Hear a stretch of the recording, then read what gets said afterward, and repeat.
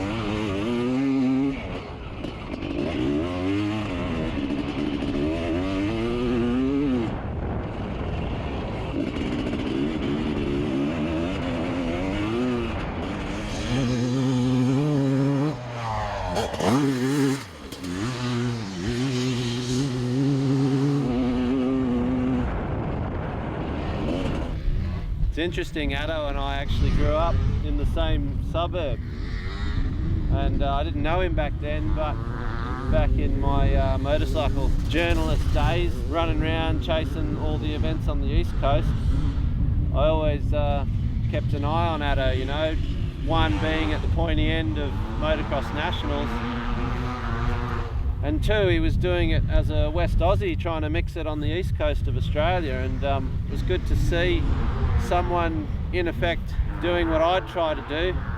Two completely different journeys in the one industry, and now we meet again as almost neighbours. He's on a farm UK's away.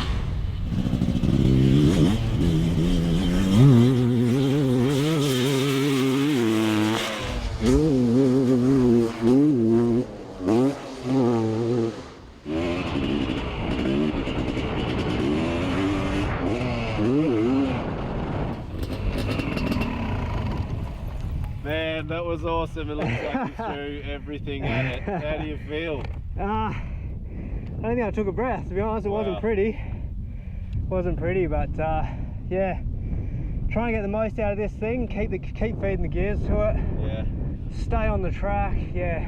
There's a lot going on with a 500 2-stroke. There is, but I might have had a few little flashbacks there of a few, you know, MX National qualifiers and things like that, and talking myself through those same things, smooth as fast, you know. Wow.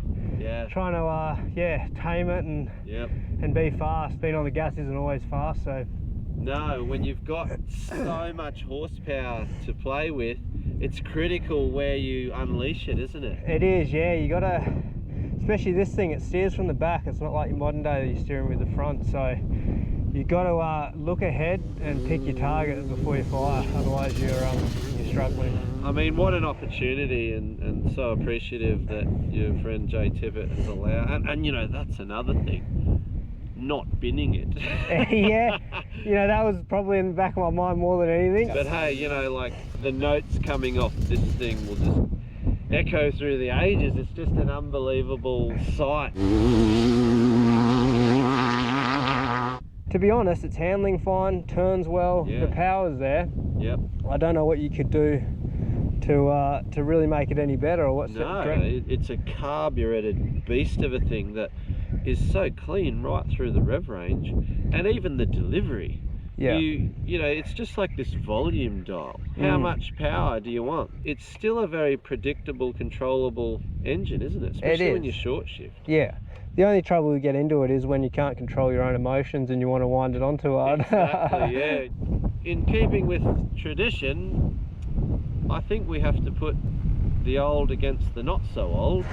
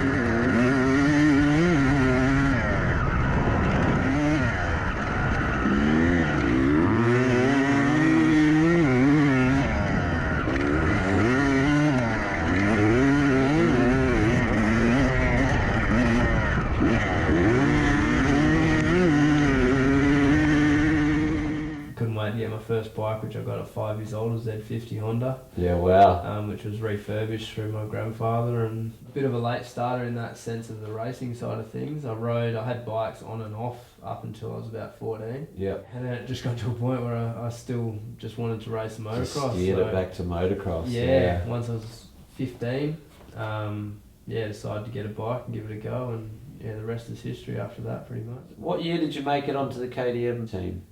2008, rode for the Pro Open. I was a solo Pro Open rider for that team. Yeah, wow. Yeah.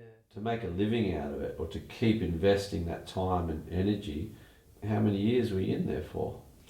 Yeah, 6 all up, I think. Yeah, I was on circulating the nationals. Before that, I'd done the odd round here and there, but yeah, it's a long time to uphold that level of competition. When even you are backed by a team, until you've got the results and you're getting the money, it still was a battle. Is there some sort of awakening, or does it just beat you down where it's like making those podiums or going to that level? Did you want it bad enough? What makes you get that far but fall just short of being that Australian champion in a class? Yeah, there's a few different aspects that fall into that, I guess, and scenarios. One is, I guess, working your way up and getting the sponsorship that allows you to do everything you need to, so frees up your days to train how you need to ride at that level. Then you've got the equipment, whether you're on the best equipment out there or the most competitive, or even competitive stuff against the other guys. And then injuries. It's a bad sport for injuries, and I've definitely had my fair share, and I think there's probably times where I'd gotten to a point and then had an injury, and it definitely set you back. So you were on that pace, you were winning motos, you were mixing it with the front runners. You've also seemingly in tandem with all of this started MMA fighting, which is an equally brutal sport. Yeah, it is. How did all that come about? For me, with motocross training, I had a personal trainer at the time who had a bit of a background in kickboxing, so that was part of our training. There was already this crossover in training. Yeah, so that was early on, and so I was hitting focus mitts and pads and stuff for my training, and that was also just teaching me the aspects of basic boxing. I can't help but feel that with the monumental crashes and the brutality of motocross and how bad the injuries are with racing dirt bikes, that you must have come into fighting with this little advantage in your head, like there's only so much that another human being can do to you. Did you feel like you had a bit of a mental advantage there? Yeah, I think so. Just the mental toughness in the training aspects definitely helped, allow you to push your harder body, than other people, and push your body through stuff. Know how to hurt already. Yeah, that's it. Know how to deal with pain and move through it. Unfortunately, like I mentioned earlier, I have been racing motocross for a lot of years and sustained a lot of head injuries due to big crashes and so forth. So it's something that I'm aware of, that if I get tagged really cleanly with a punch or it hits me the wrong way or whatever it might be, I can get rattled a little bit easier than normal. I don't get knocked out, but I tend to get a bit of blurry vision, and that's what happened in that first round. I got caught. Went back to the corner and noticed that my vision started to go a bit blurry, and Darren, obviously looking out for my safety, wanted to call it there, but I thought, I'm here now, I'll go out in a second and I'll swing for the fences and try and move a lot so he couldn't hit me, and then obviously you've seen what happened.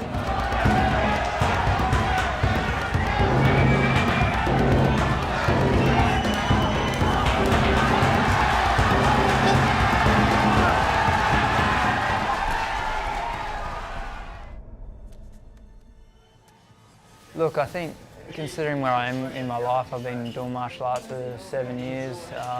Like I say, I've had an extensive motocross career, and you know, that puts a lot of stress on the body, on my family and everything else. And to be honest, this opportunity was there, and I really didn't want to let it go. So in a way, this was a little bit of a last-ditch effort to, you know, see what I could achieve in the sport. One of the most mind-blowing experiences, that pretty much combining all of your talents at the time to be one of the lead stunt riders for Mad Max Fury Road. How the hell did that even come about? Yeah, it's still something that I'm very appreciative that I ever got the opportunity to do, and yeah, lucky enough that one of my really good friends, Cody Mackey, and Stephen Gore, who's a motocross pioneer in Australian motocross, and they'd teamed up and had done a bit of the pre-production side of things in Australia, and I don't know the full story with how Gorley got into it, but he was basically given the job to recruit a team to go over and do it. Yeah. So next thing I had a flight ticket come through, and come over to Africa for a couple of weeks at that stage, and so we can sort of utilise you here and there, and so I ended up basically being one of the main guys on the team. And you ended up jumping trucks and dropping grenades on the truck, did you not? Yeah, a lot of stuff that I just didn't comprehend when I'd sort of signed up for it. Yeah. But again, was always willing to sort of jump in the deep end and give it a go, and ended up there for 6 months in Africa, South Africa and Namibia, and had the time of my life in the sense of just seeing what massive production on that scale looks like. In regards to everything leading up to that point, I was just getting by year in, year out racing, and next thing you know, ironically the WA guys are really good in sand, and I'm over in South Africa in the deep sand, riding on a big production and getting paid for it. And it's epic. It's just like, screw the MX Nationals, you're on the set as one of the lead stunt riders in Mad Max Fury Road. Like, it's probably one of the greatest experiences you'll ever have in your life, at the pinnacle of riding a motorcycle. Yeah, for sure. And luckily enough for us, with most of the riding stuff, it was, what you see is what we did, and there was a very small amount of sort of wires and things like that utilised in very small amount of the scenes, but a lot of it we were doing for real. Jumping these bloody trucks, were you just that committed to the task and your part of it that you didn't even factor in any of the other dangers of it going wrong, coming up short, going under the bloody thing? Yeah, it was a bit hard. I mean, safety was a priority for sure. It was the number one priority, but we also had a job that had to get done, so it was just the fine line between those two, and we had plenty of practice and time to get ready for a lot of the stunts that we did. And just faith in the timing of it. Yeah, when they say go, you'd go. Basically, trusting in the timing. There was a few instances where, there was some close calls for sure, and making decisions on the fly, like literally last second decisions, where I think it was the scene where the truck's coming down the road and there's 4 of us jumping over it, and I was the lead rider on that one. And it was the last second, realised that the truck was just that little bit too close, so rather than jumping to my down ramp, I had to ultra jump out onto the flat to miss the truck. So wow, and you've just felt that out on the fly. And yeah. There's the benefit of a motocross rider as opposed to just a regimented stunt guy. Like you at least possibly, for sure. Your instincts of how to, scrub off speed, add speed, flatland, improvise. Yeah. It's your life was at stake, really. Yeah, for sure. Yeah.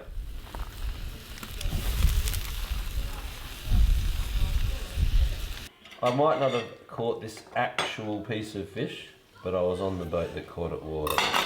I'm sure you helped somewhere along the Yeah, line. it looks pretty. Even if it's to put it in your own estimate. Yeah. Trying to keep it clean, really. Yeah. Just the reality of such an epic machine, old mate's pride and joy, and just when you said, it's the sort of thing that in a heartbeat it can just be 180 degrees on you. I thought, I'm not gonna be that guy. Yeah. Oh, I still did my best, but I think here we go. What's it gonna be? He's giving us the wind up. Ooh, yeah. Reasonable. Still 3 seconds slower than my fastest time, but Yeah. On the Husky 501, yeah. Right, here he goes. You're on. And up it.